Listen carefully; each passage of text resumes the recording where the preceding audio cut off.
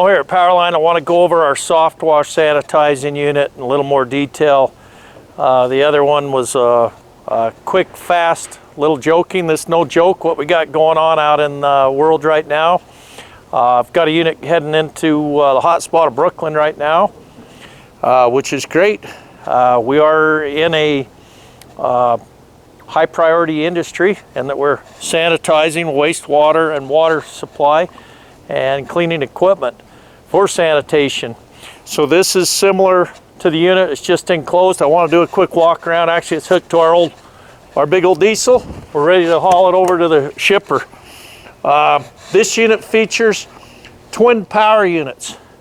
You can see how they're installed in there. I'll get out of the way. So the front one's got the 35 horsepower, big bad boy. That's our HD35. The back one's our HD23 right here. It's got low water shut off. You can kind of see the plumbing in there. We'll open the back doors. You can see the stacks, how they go up and out. This has worked really, really well.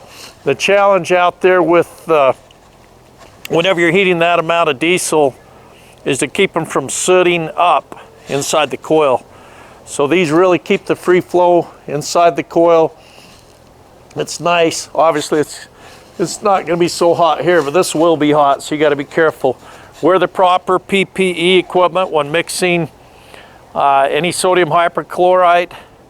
Really watch the cautions on our website. You can't mix it with ammonia, you can't mix it with vinegar, you can't mix it with hydrogen peroxide or anything. Almost. You can mix it with surfactants, and that helps it lay out and gives it more time, more dwell time, especially to vertical surfaces. I wasn't really clear in the last video on that, but I want to really make myself clear on that. Some Dawn has ammonia in it. Look, that sun comes out for the last freaking 15 years whenever we're making a video. Wow, don't know what's going on around here. Incoming! Sorry, can't help but joke. It's just me, but we don't joke about equipment. We meet timelines, production lines have for 30 years. If we say we're going to get it out, it goes out. Right, Martin? We stay and build it. Now, this is a custom-made ordered trailer for us. It's foamed, approximately a 1-inch foam. I didn't show that. You can put a heater in it. It's also got fabulous lighting, all LED in it. It's a 10K trailer. Look at those mags.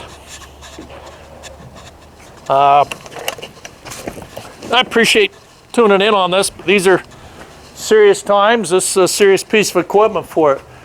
So this unit's dual gun on the one gun. This is a spare hose up here. There's your fill hose. Also, you can hook a fast fill if you want a fire hydrant fill.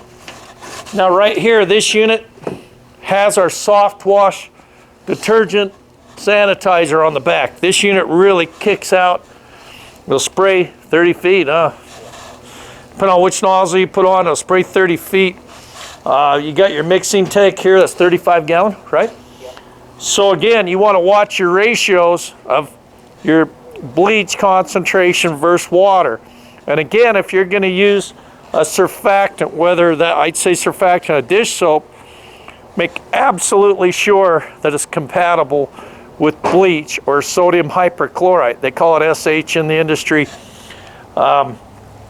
We're really, really excited about that, about being able to sanitize enormous areas with that. And with that, we're advertising along with WHO, World Health Organization, and all the different organizations that we've cited on our site, is spray with the sanitizer, or viricide, which is really what technically it is.